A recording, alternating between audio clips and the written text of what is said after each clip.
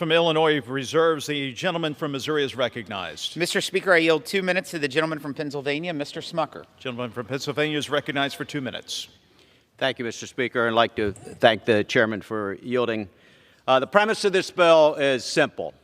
Criminals and fraudsters should be held accountable for dollars that were illegally obtained.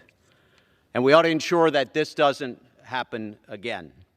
We can argue, we can talk about how we got here, who's responsible, but I can tell you as a member of the Ways and Means Committee, we spent the last 3 years, Republicans on the committee, pleading with the Biden administration and with Democrats for answers on the impact of unemployment fraud, for ways to stop it, and the steps that we need to recover as much of it as possible.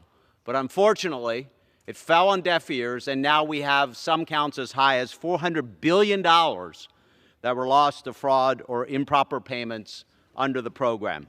That's money that should have been supporting our constituents that were struggling from job loss during the pandemic. Instead, it went to criminals and cheats. In my district, too many unemployed individuals could not access payments because those benefits had already been claimed by scam artists. Similarly, for the last 2 filing seasons, many of my constituents have only found out then that they were a victim of identity theft when they got a 1099 in the mail that says they owe taxes on unemployment benefits they never claimed. Now, they're stuck fighting the IRS to rectify their tax bill and hung out to dry trying to reclaim their identity. Finally, after 3 years, House Republicans are taking this important step today toward righting this wrong. This legislation gives states both the incentives and the tools needed to prosecute criminals and recover fraudulent payments. It takes the steps that we should have taken 3 years ago to prevent fraud in the first place. I do want to be clear. This bill is not about taking away employment benefits from those who relied on them, who needed them during the pandemic. Quite the opposite. 30 seconds? 30 seconds? Yeah.